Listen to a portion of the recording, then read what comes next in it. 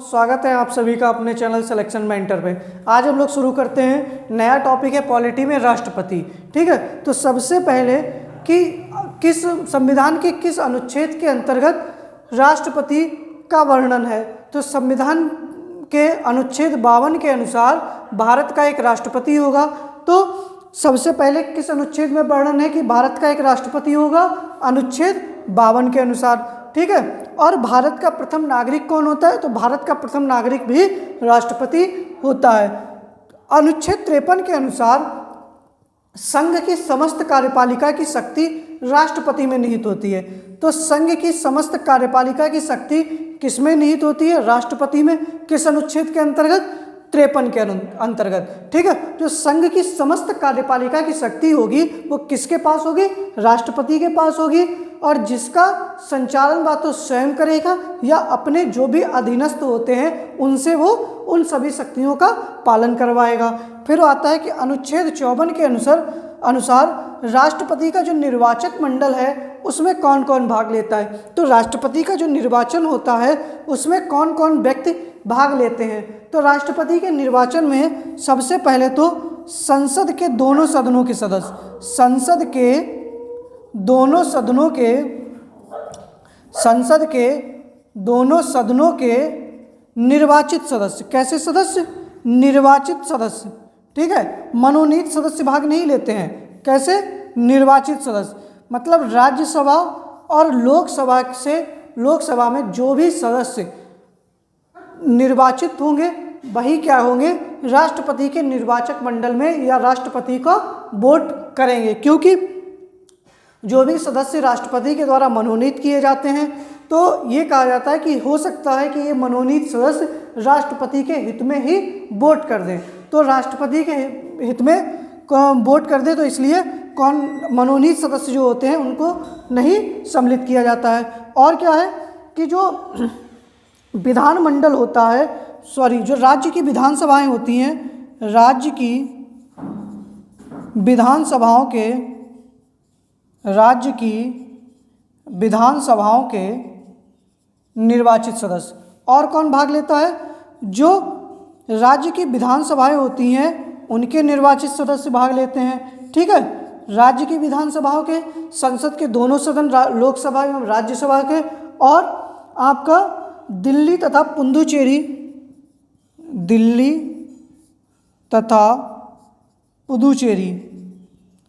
विधानसभा के निर्वाचित सदस्य। ठीक है, दिल्ली तथा पुदुचेरी विधानसभा के निर्वाचित सदस्य, ये दोनों केंद्र शासित प्रदेश हैं और इनको 70वें संविधान संशोधन के तहत जोड़ा गया। किस संशोधन के तहत? 70वें संविधान संशोधन के तहत जोड़ा गया। ठीक है,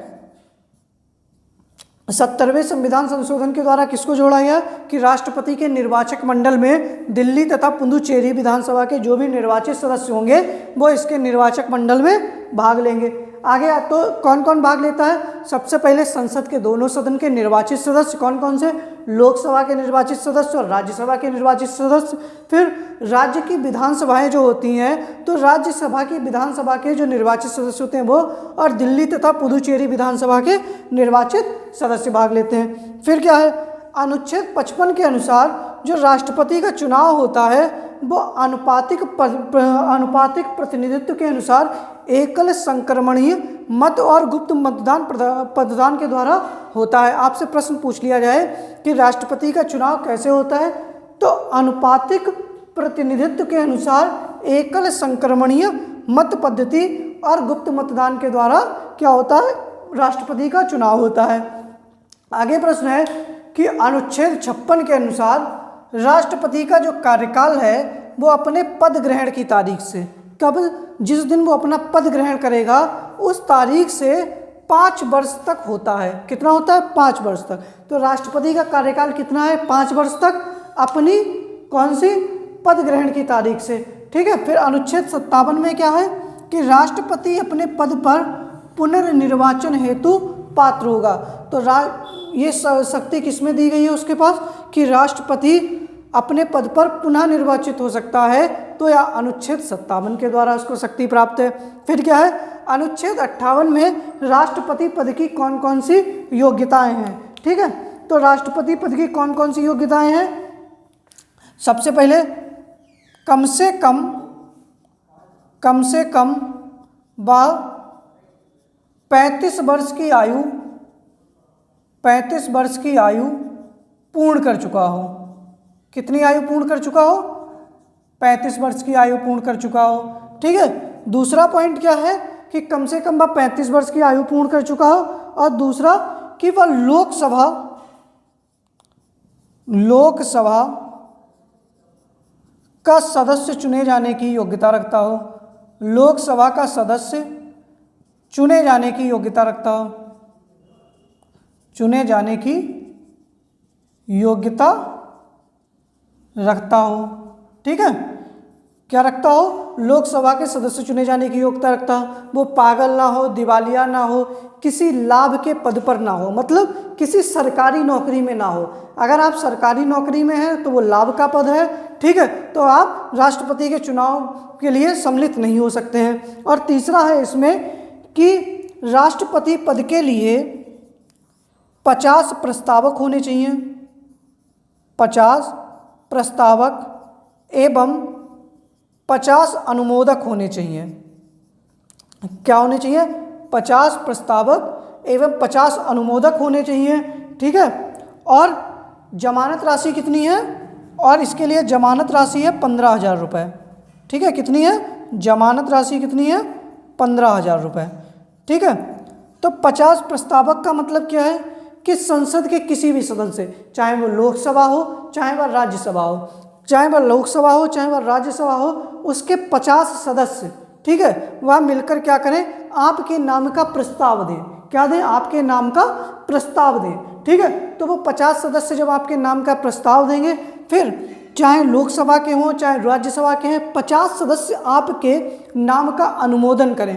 मतलब 50 सदस्य प्रस्तावक हो और 50 सदस्य क्या करें, आपके नाम का अनुमोदन करें, तब आप क्या होंगे, चुनाव में लड़ सकते हैं। तो सबसे पहले क्या हो, 35 वर्ष की आयु पूर्ण कर चुका हो, लोकसभा का सदस्य चुने जाने की योग्यता रखता हो, पागल अथवा दिवालिया ना हो, किसी लाभ के पद पर ना हो, और 50 प्रस्तावक एवं 50 अनुमोदक हो, और जमानत राशि कितनी होनी चाहिए उसके पास, 15,000 रुपये होनी चाहिए। आप एक इसका स्क्रीनशॉट लीजिएगा, हम लोग फिर आगे शुरू करते हैं।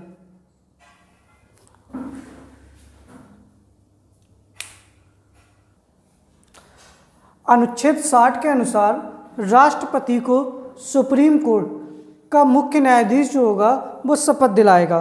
तो आपसे प्रश्न बनेगा कि राष्ट्रपति को शपथ कौन दिलाता है। तो राष्ट्रपति को शपथ जो है वो सुप्रीम कोर्ट का मुख्य न्यायाधीश या उच्चतम न्यायालय का मुख्य न्यायाधीश जो है वो क्या करेगा, राष्ट्रपति को शपथ दिलाएगा। ठीक है, फिर अगला है कि अनुच्छेद 61 के अनुसार राष्ट्रपति पर महाभियोग प्रक्रिया चलाई जाती है। क्या चलाई जाती है, राष्ट्रपति पर महाभियोग प्रक्रिया। तो आपसे प्रश्न पूछा जाएगा कि राष्ट्रपति पर महाभियोग किस संविधान के तहत, किस अनुच्छेद के तहत चलता है। तो अनुच्छेद 61 के तहत। अच्छा, महाभियोग की प्रक्रिया हमने किस देश से ली है, तो महाभियोग की प्रक्रिया जो है वो हमने अमेरिका से ली है। अच्छा, महाभियोग चलता क्यों है, तो महाभियोग संविधान के अतिक्रमण के आधार पर, अगर राष्ट्रपति संविधान का उल्लंघन या अतिक्रमण करता है तो राष्ट्रपति के खिलाफ क्या लाया जाएगा, महाभियोग प्रक्रिया लाई जाएगी। ठीक है, अच्छा, महाभियोग की प्रक्रिया जो होती है वह संसद के किसी भी सदन में लाई जा सकती है।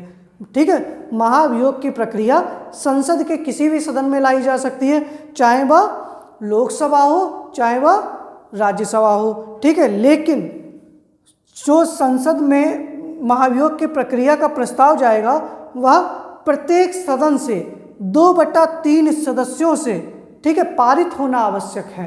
ठीक है, जो भी सदस्य, कुल सदस्य होंगे उनका 2/3 सदस्य इस प्रस्ताव को पारित करें, तभी राष्ट्रपति के ऊपर महाभियोग प्रक्रिया प्रारंभ की जा सकती है। लेकिन हाँ, संसद के किसी भी सदन में आप प्रारंभ कर सकते हैं, चाहे तो आपका मन है लोकसभा में और चाहे तो मन है राज्यसभा में। लेकिन राष्ट्रपति पर महाभियोग प्रक्रिया लागू करने से पूर्व 14 दिन पूर्व उसको सूचना देनी पड़ती है, ठीक है, कि 14 दिन पूर्व राष्ट्रपति को बताना पड़ेगा कि आपके ऊपर महाभियोग प्रक्रिया लागू होने वाली है या महाभियोग प्रक्रिया चलाई जाएगी, क्योंकि राष्ट्रपति क्या करेगा, उसका अपना बचाव कर सकता है। अच्छा, आपसे पूछ लिया जाए कि महाभियोग प्रक्रिया में कौन कौन भाग लेता है, तो संसद के दोनों निर्वाचित एवं मनोनीत सदस्य, ठीक है। कैसे? मनोनीत सदस्य भी इसमें भाग लेते हैं। जो निर्वाचक मंडल में थे वो तो लेते ही लेते हैं, साथ में क्या हो जाता है, जो भी मनोनीत सदस्य होंगे वो भी क्या लेंगे, महाभियोग प्रक्रिया में भाग लेंगे इसके, ठीक है। फिर क्या है, अनुच्छेद 72 के अनुसार राष्ट्रपति को क्षमादान की शक्ति प्राप्त होती है, ठीक है। अगर मान लिया सुप्रीम कोर्ट किसी व्यक्ति को फांसी की सजा दे देता है तो उस फांसी की सजा को माफ़ करने का अधिकार किसको है, राष्ट्रपति को है। किस संविधान के किस अनुच्छेद के तहत, 72 के तहत, ठीक है। संविधान के अनुच्छेद 72 के तहत राष्ट्रपति को क्षमादान की शक्ति प्राप्त है। आगे है अनुच्छेद 78 के अनुसार जो है राष्ट्रपति प्रधानमंत्री से सूचना प्राप्त कर सकता है, ठीक है। क्या कर सकता है, राष्ट्रपति प्रधानमंत्री से सूचना प्राप्त कर सकता है। प्रधानमंत्री से कहेगा आपने क्या कार्य किया है, आपने किस तरीके से चीज़ों को बनाया है, तो इसके सबका अधिकार किसके पास है, राष्ट्रपति के पास। किस अनुच्छेद के तहत, 78 के तहत। फिर क्या है कि अनुच्छेद 108 के अनुसार राष्ट्रपति संसद के दोनों सदनों की संयुक्त बैठक को आहूत कर सकता है। देखो, जब अनुच्छेद 108 के अनुसार क्या होगा कि संसद के दोनों सदन, लोकसभा एवं राज्यसभा, ठीक है, इन दोनों की संयुक्त बैठक को कौन बुलाएगा, राष्ट्रपति, ठीक है, राष्ट्रपति बुलाएगा। लेकिन इस संसद की संयुक्त बैठक की अध्यक्षता कौन करेगा, तो अध्यक्षता करेगा लोकसभा का अध्यक्ष। कौन करेगा, लोकसभा अध्यक्ष इस बैठक की अध्यक्षता करता है, ठीक है। और बुलाता कौन है, तो राष्ट्रपति बुलाता है। फिर आगे अनुच्छेद 123 के द्वारा राष्ट्रपति क्या कर सकता है, अध्यादेश जारी कर सकता है, ठीक है। मान लिया अध्यादेश क्या होता है, अध्यादेश कैसे, और अध्यादेश जो जारी करेगा वो बाकायदा जैसे कानून पारित होता है किसी संसद के द्वारा, उसका भी अधिकार वैसा ही होगा। जैसे कि संसद वर्तमान में भंग है, ठीक है, या मतलब संसद के दोनों सदन जो हैं वो सत्र में नहीं है, तो क्या होगा, अगर कोई बहुत इम्पोर्टेंट कोई कानून लागू करना है तो राष्ट्रपति उसको लागू कर सकता है। और जब संसद के दोनों मतलब संसद का सत्र जब प्रक्रिया में आ जाएगा तो उसके बाद उसके ऊपर विधेयक लाकर उस पर कानून बना सकते हैं। अगर नहीं पारित होता है तो वह स्वतः ही समाप्त हो जाएगा। तो अनुच्छेद 123 के अनुसार क्या होगा, राष्ट्रपति को अध्यादेश जारी करने की शक्ति प्राप्त है। और अनुच्छेद 143 के अनुसार क्या है कि राष्ट्रपति जो है वो उच्चतम न्यायालय से परामर्श का अधिकार प्राप्त है, कि राष्ट्रपति किसी भी मुद्दे पर सुप्रीम कोर्ट से क्या कर सकता है, परामर्श कर सकता है, लेकिन वह उसको मानने के लिए बाध्यकारी नहीं है। परामर्श आपने दे दी राष्ट्रपति को, चाहे तो वह माने चाहे तो ना माने, ठीक है। ये अधिकार उसको किससे प्राप्त है, अनुच्छेद 143 से। एक प्रश्न और लिख लीजिएगा, भारत में किसी भी भौगोलिक क्षेत्र को, भारत के किसी भी भौगोलिक क्षेत्र को अनुसूचित क्षेत्र घोषित करना यह किसकी शक्ति है, राष्ट्रपति की, ठीक है। किसी भी भौगोलिक क्षेत्र को क्या करना, अनुसूचित क्षेत्र घोषित करना, ये किसके पास अधिकार प्राप्त है, राष्ट्रपति के पास, ठीक है। किसी भी क्षेत्र को अनुसूचित क्षेत्र घोषित करना या राष्ट्रपति के पास अधिकार प्राप्त है। अब आपसे प्रश्न है कि भारत के पहले राष्ट्रपति कौन थे, ठीक है। क्या प्रश्न है, भारत के प्रथम राष्ट्रपति कौन थे, ठीक है। भारत के पहले राष्ट्रपति कौन थे, भारत के पहले मुस्लिम राष्ट्रपति कौन थे, ये सारे आंसर आपको कमेंट बॉक्स में लिखने हैं। भारत के प्रथम राष्ट्रपति, प्रथम मुस्लिम राष्ट्रपति, ठीक है, प्रथम मुस्लिम राष्ट्रपति।